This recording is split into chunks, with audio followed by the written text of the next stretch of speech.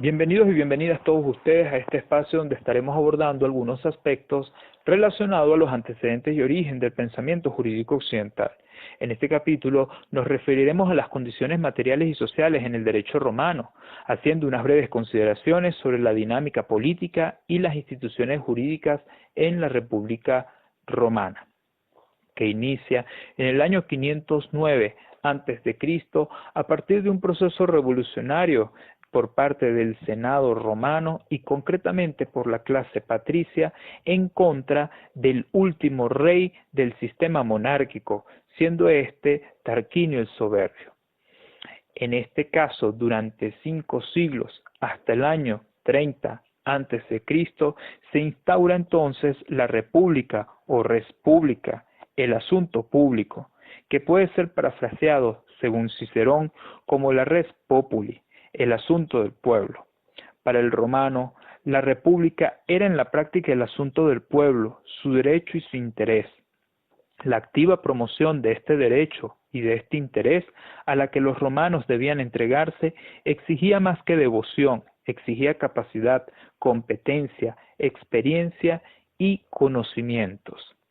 Este viene siendo influenciado por el pensamiento político griego y concretamente por la filosofía jurídica griega. De allí que en Roma se instaura como sistema de gobierno la diarquía, la aristocracia y la politía o democracia para los griegos. Contradictoriamente, a partir de los procesos de lucha entre las clases sociales, la concentración del poder político y las correlaciones de fuerza en el ámbito económico, se generan de manera extraordinaria sistemas como la tiranía, la oligarquía y la oclocracia. Durante la República podemos distribuir o podemos concebir 3 momentos concretos políticos en Roma, siendo el primero el de la república aristocrática o plutocrática o república nobiliaria. En ella, la implementación del nexum como derecho consuetudinario y como instrumento de dominación por parte de los patricios con relación a los plebeyos hace que estos últimos generen un proceso de sublevación. Esto a raíz de que, por las necesidades económicas de los plebeyos, comienzan a partir del nexum a obligarse con respecto a sus acreedores, siendo estos los patricios. Y una vez insolventes como deudores o por no poder satisfacer o dar cumplimiento a la obligación contraída, entonces los patricios se hacían de la vida de este deudor insolvente. Podía desmembrarlo en partes de acuerdo al derecho que le concebía a partir del nexum, o podía someter a este deudor insolvente, a estos plebeyos, bajo un sistema de esclavitud. A su vez, en esta república aristocrática o plutocrática, los patricios dentro de la estructura social romana eran los que tenían todos los derechos, tenían todos los beneficios y los intereses desde el punto de vista político giraban en torno a dicha clase. De allí que ellos tenían el ius suffragium o derecho a participar en los asuntos públicos, a tomar decisión de los asuntos públicos y a votar por ellos. Tenía el ius honorum o el derecho a ocupar los cargos públicos y ejercer la función pública y el imperium militiae o potestad para participar, tomar decisiones y organizar la estructura militar de la sociedad romana. Esto genera que en el año 494 a.C. se trasladen los plebeyos al Monte Sacro a efectos de constituirse como una sociedad separada de la romana. Sin embargo, los intereses desde el punto de vista político y económico de los patricios hicieron comprender que los plebeyos eran aquellos que conocían los instrumentos o la forma en cómo se instrumentaban las herramientas para la producción. Eran aquellos que manejaban todas las dinámicas y la fuerza de trabajo en Roma, y esto podía generar una desestabilización no solamente desde el punto de vista político, sino económico dentro de la sociedad romana. Ello entonces genera que los patricios den concesiones a los plebeyos y por tanto se genera un proceso de lucha por la igualdad social, jurídica, política y religiosa. Desde el punto de vista de la igualdad social, se genera un proceso desde el ámbito de la repartición del haber público o la repartición de las tierras, a efectos de que se generase un proceso de democratización de la propiedad. Desde el punto de vista jurídico, se establecen una serie de leyes que van a beneficiar y van a reconocer los derechos de los plebeyos dentro de la estructura social romana, como por ejemplo el derecho al matrimonio, ya que el matrimonio estaba solamente limitado entre clases y un plebeyo no podía contraer matrimonio con patricios. A partir de este proceso revolucionario se permite no solamente el matrimonio, sino se genera un proceso de flexibilización en el tratamiento de las deudas y desde el punto de vista político se le permite la participación en los asuntos públicos. Allí entonces tenemos la figura del tribuno de la plebe y la figura de los ediles plebeyos. Desde el ámbito religioso se les permite la participación en la estructura religiosa romana en igualdad de condiciones, en igualdad de oportunidades y por lo tanto en igualdad de derechos. Se genera un proceso de expansión territorial en provincias que viene a caracterizar entonces a la República Democrática Popular. Por tanto, se genera un proceso de relación de sociedad-estado, donde todos los miembros de la sociedad tenían que participar, tomar decisiones y ser partícipes de los asuntos del Estado.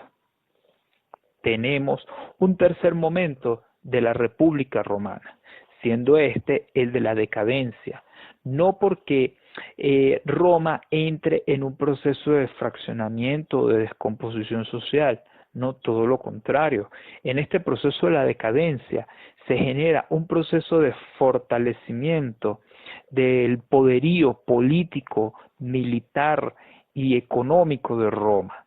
Se genera entonces, a partir del año 264 a.C., la concepción del Nostrum Mare, asumiéndose el Mediterráneo como un lago romano, a partir del proceso de las guerras púnicas, donde se comienza a generar un proceso de expansión territorial hacia el sur de toda Europa, el norte del África y parte del Asia Menor. Ello lleva consigo un proceso de transformación de las estructuras del Estado que permite entonces un proceso de transición entre la República hacia el Imperio. Desde el punto de vista de la organización política en la República, nos encontramos entonces a la magistratura, al Senado y a la Asamblea. La magistratura estaba determinada por el cursus honorum, es decir, la carrera desde el punto de vista de la función pública. Quienes ocupasen los cargos de magistratura tenían que seguir toda la dinámica establecida por la legislación romana a efectos de hacer carrera administrativa.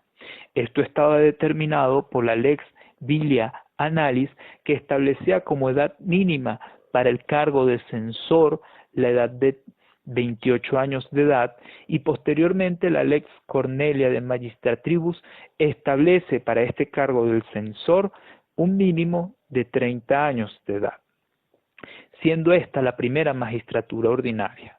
Posteriormente, la función del censor se desarrollaba durante 5 años, ya que cada 5 años tenía que desarrollarse el proceso de censo a efectos del levantamiento, no solamente de la data poblacional del número de pobladores que habían en Roma, sino del número de propiedades a efectos de la estratificación de la sociedad en clases, de acuerdo al estipulado desde la reforma de Servio Tulio. Posteriormente tenemos dentro de las magistraturas ordinarias al cuestor, que se encargaba del tratamiento y manejo de las finanzas públicas desde el punto de vista de los intereses económicos de la República Romana. El edil curul, que se encargaba del tratamiento de los asuntos de la ciudad, de las problemáticas, los tratamientos del urbanismo y desde el punto de vista de la seguridad ciudadana. El pretor, que se encargaba de la administración de justicia y por tanto en garantizar la buena y sana convivencia dentro de los miembros de la sociedad romana, y el cónsul, que era la máxima autoridad política militar dentro de la República Romana. Por otro lado, tenemos las magistraturas extraordinarias, siendo estas aquellas desarrolladas en periodos de tiempo concretos o en momentos donde Roma se encontraba bajo situaciones de guerra.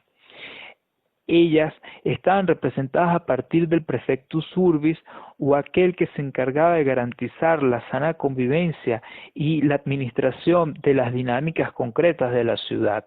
El interrex, que es una de las figuras que se mantiene de la monarquía romana y que era detentada por el Senado en el caso de que existiese alguna vacante dentro de las magistraturas.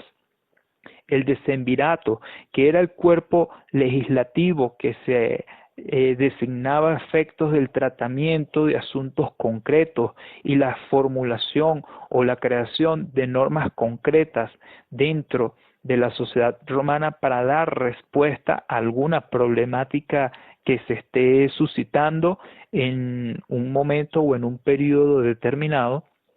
El Magister Equitum, que tenía la responsabilidad de la administración y organización de las tropas y de las fuerzas militares, y el dictador, que se encargaba de la concentración de todo el poder dentro de la República Romana. También la magistratura se desarrolla en Roma de manera no uniforme, ya que en algunos momentos era una magistratura desde el punto de vista ordinaria a partir de los cónsules. Recordemos que hablamos de la diarquía y por lo tanto se desarrollaba a partir de 2 cónsules y desde el punto de vista excepcional, cuando estaban en momentos de guerra, se instituían como dictadores. Sin embargo, en el periodo de la decadencia romana nos encontramos 2 triunviratos que vienen a configurar de manera importante la estructura social, política y jurídica de Roma. Nos encontramos entonces un primer triunvirato compuesto por Pompeyo, siendo este representante de las fuerzas castrenses, Craso siendo representante de los nobles patricios y Julio César siendo representante de las bases del pueblo. Durante el gobierno de este triunvirato se genera un proceso de sublevación de los esclavos, encabezados por Espartaco. Sin embargo, este proceso revolucionario, donde pretendían los esclavos asumirse a partir de la libertad, fue sofocada rápidamente. Posteriormente, se reparten el poder desde la siguiente manera. Pompeyo asume el occidente, Craso el oriente y César las Galias. Allí, entre el año 59 a.C. y 44 a.C., que vemos un primer proceso de fragmentación desde el punto de vista territorial de Roma. César genera un proceso de conquista en las Galias y posteriormente vence a Pompeyo, quien huye a Egipto, siendo este último muerto por el rey de Egipto. El Senado nombra a César como dictador y este logra reconciliar no solamente las estructuras sociales dentro de Roma, sino que genera una serie de leyes benéficas a efectos de la consolidación del Estado romano. Para el año 44 a.C., un grupo de senadores encabezados por Bruto y por Casio asesinan al general Julio César, dando cabida a la constitución en el año 40 a.C. del segundo triunvirato, encabezado por Marco Antonio, Lépido y Octavio, este último siendo sobrino de Julio César. Forman el segundo triunvirato después de haber derrotado a los asesinos de César y haber acabado con la estructura del Senado. Estos miembros del triunvirato reparten el poder desde el punto de vista político, económico y militar desde el ámbito territorial. A Octavio se le asignan las Galias, Italia y España. A Lépido se le asigna el norte del África, mientras que a Marco Antonio se le asigna Grecia y el oriente. Lépido fue eliminado rápidamente por los otros dos triunviros, quienes luego comenzaron a pelearse entre sí, estallando la guerra, donde Octavio triunfa sobre Marco Antonio y este último huye a Egipto, donde posteriormente fallece. Es allí que entonces vemos cómo Octavio se asume o se hace del poder y posteriormente desde el ámbito de la decadencia de la República se comienza a fraguar la constitución del Imperio Romano. Dentro de la organización política en la República Romana decíamos que tenemos al Senado. El Senado estaba amparado o estaba determinado por la Lex Valeria Horatia, que establecía las autoritas patrium.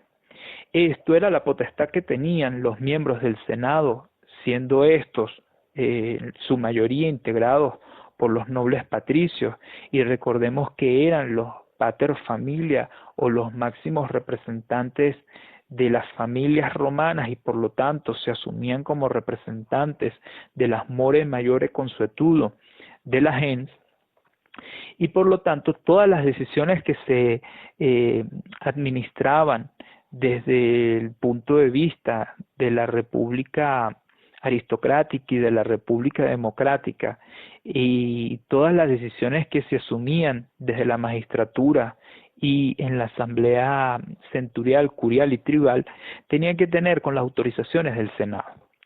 Sin embargo, el Senado fue debilitado posteriormente en el periodo de la decadencia romana. El Senado instituye el plebiscito Ovinium, que crea el Album Senatorium, siendo este un listado bajo el cual todos los ciudadanos romanos podían conocer quiénes eran los que ocupaban los cargos públicos y cómo era la carrera pública o la carrera administrativa que estaba haciendo cada uno de los funcionarios. Esto permitía garantizar entonces que el ascenso del poder iba a ser público, del conocimiento público para todos los miembros de la sociedad. De igual manera, el Senado le correspondía el tratamiento, la discusión y por lo tanto la disposición de las finanzas públicas romanas. Y de allí el Senado determina a partir de ley el presupuesto público, siendo esta una de las prácticas que se mantiene todavía en la actualidad en el Estado, que se mantiene en el Estado actual, ¿no? Donde los cuerpos legislativos se encargan de sancionar las leyes de presupuesto público de la nación.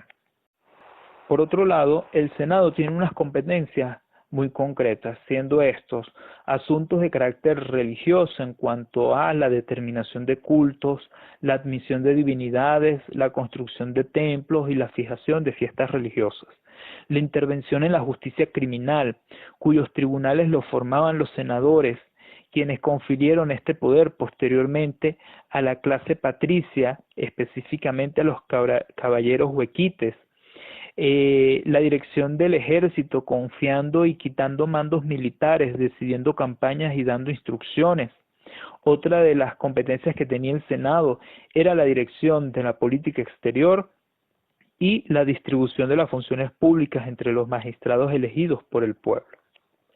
Por otro lado, dentro de la organización política en la República tenemos a la Asamblea siendo esta curial, centurial y tribal. El legado más importante de la Asamblea en la República Romana vienen siendo las leyes Liciniae Sextiae en el año 367 a.C. Esta ley genera unos mecanismos a efectos de evitar la práctica de la usura que estaba creciendo dentro de las relaciones económicas en Roma. De igual manera, se encarga del tratamiento de la distribución de la propiedad y establece límites en cuanto a la extensión territorial de los fundos que se están constituyendo en Roma. En el año 322 a.C., la Asamblea genera la Lex Poetelia Papiria, que viene a establecer los límites al nexum en cuanto a la muerte o en cuanto a la venganza o el tratamiento desde el punto de vista de la pena corporal para el desmembramiento de los deudores insolventes. Y se transforma entonces desde el punto de vista corporal a una satisfacción desde el punto de vista pecuniario, económico, donde se instituye entonces la bonuru venditio y por lo tanto es el patrimonio del deudor, los bienes que posee el deudor, los que se van a constituir en la masa económica patrimonial bajo la cual los acreedores podrán ir en contra a efectos de satisfacer sus obligaciones. Mientras que en el año 286 a.C.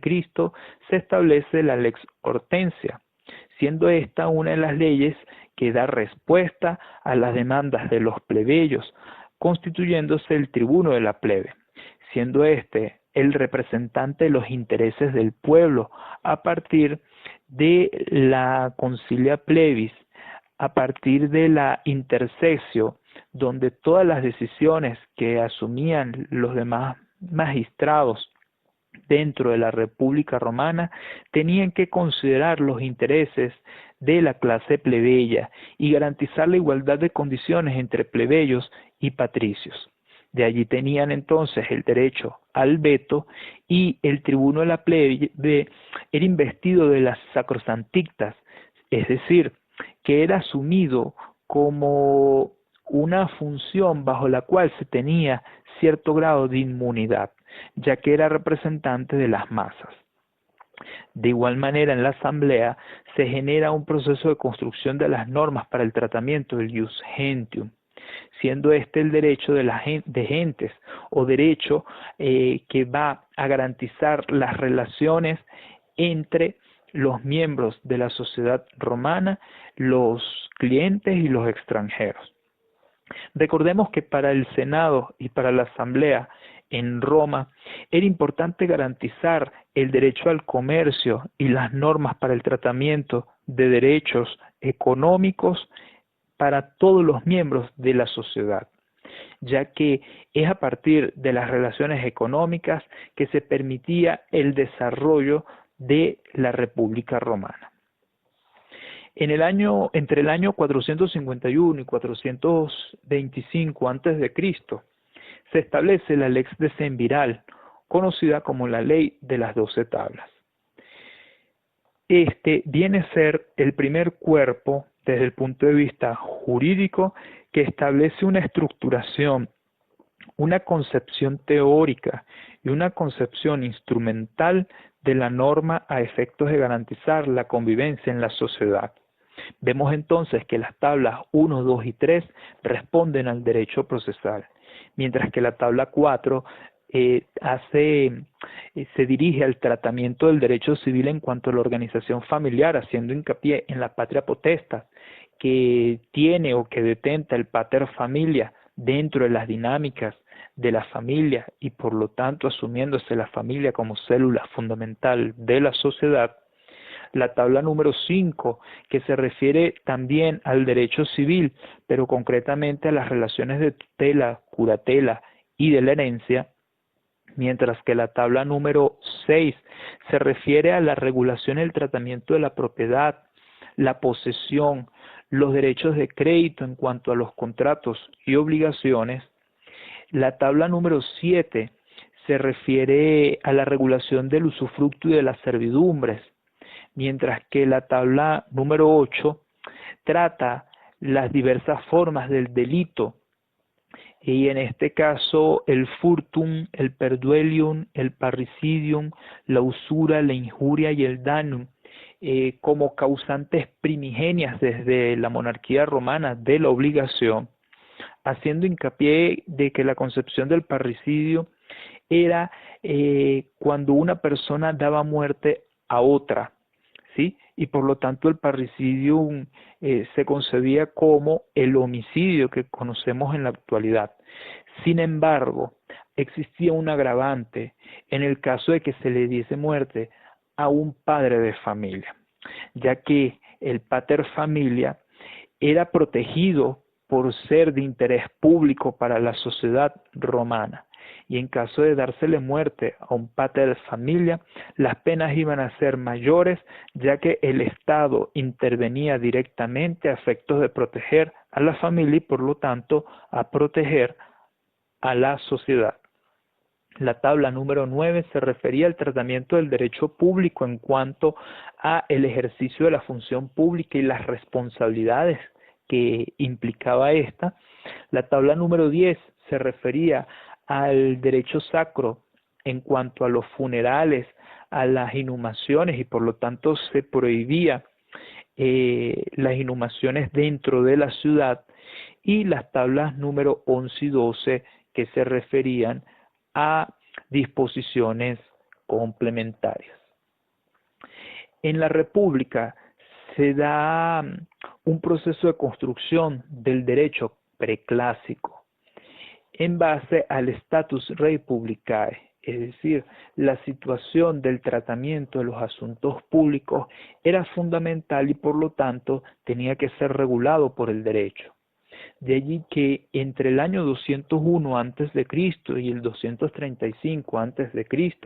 se da un proceso de construcción del ius gentium, tal como se dijo anteriormente, haciendo hincapié desde el punto de vista de las relaciones económicas y desde el punto de vista concreto comercial, tanto para los clientes extranjeros, y se les permite inclusive participar dentro de las dinámicas de la sociedad romana. También se da un proceso de construcción del ius honorarium a partir del derecho pretoriano, a partir de las situaciones concretas que se van presentando en Roma y cómo el pretor va dando respuesta a partir de sus edictos, a partir del tratamiento y construcción de la norma del derecho que da respuesta efectiva a las problemáticas en Roma, a partir de las decisiones de los distintos magistrados, desde el ius publicum senatus consultum y de la jurisprudencia. Allí vemos cómo la ley no se asume desde un punto de vista de la concepción del derecho, ya que la ley es la objetivación del derecho, mientras que el ius viene siendo la comprensión teórica, la comprensión valorativa, la comprensión filosófica del derecho. Recordemos que hay una influencia del pensamiento griego en este momento. Sin embargo, se asume que el derecho está relacionado con la justicia y por lo tanto para el romano en la República la administración de justicia era solamente o simplemente la aplicación de derecho, y en la medida en que se aplicaba el derecho se aplicaba la justicia. Allí vemos entonces una relación concreta de derecho con justicia. Recordemos que en la actualidad esto no lo podemos ver de manera automática, ya que vemos cómo normas que se aplican en estricto cumplimiento a partir del derecho, vemos que en algunos momentos no es justa. Por otro lado, en la República se generan tres procesos desde el punto de vista de la instrumentación jurídica, dando cabida a instituciones, dando cabida a normas y que van a determinar las relaciones económicas concretas en la sociedad romana. siendo estas la compra-venta, el arrendamiento y el contrato de sociedad.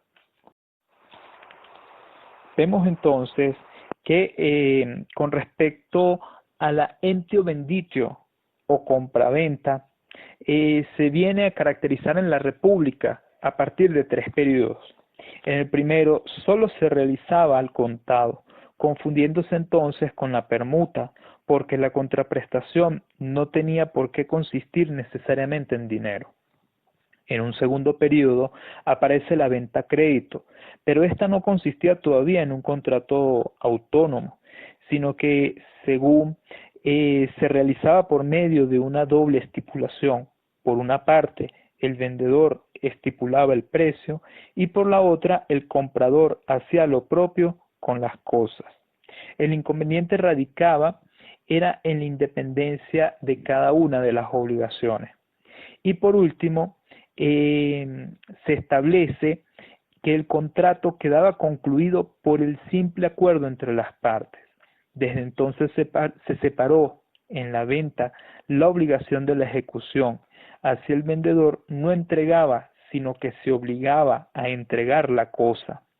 De la misma manera que el comprador podía no pagar, sino obligarse simplemente a pagar el precio.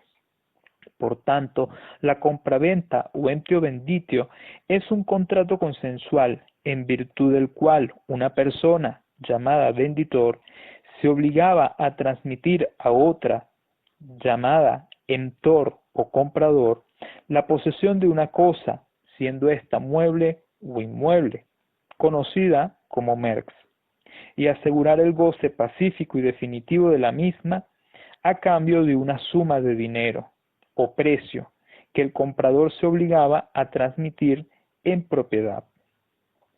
En este caso, nosotros vemos que para los romanos la venta era un contrato consensual mediante el cual una persona se obligaba a asegurar a otra la posesión pacífica y duradera de la cosa, transmitiéndole todo su derecho sobre la misma mediante el pago de una cantidad de dinero que se llamaba precio.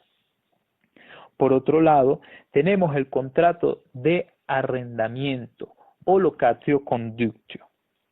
Este era una convención por la cual una de las partes se obligaba a pagar a la otra un precio cierto en dinero, a cambio de que éste le proporcione el uso y el disfrute temporal de una cosa o le preste determinado servicio o realice una obra, siendo esto entonces la configuración del contrato de locación, donde nosotros encontramos entonces la locatio conditio rei, la locatio conditio operarum y la locatio conditio operis.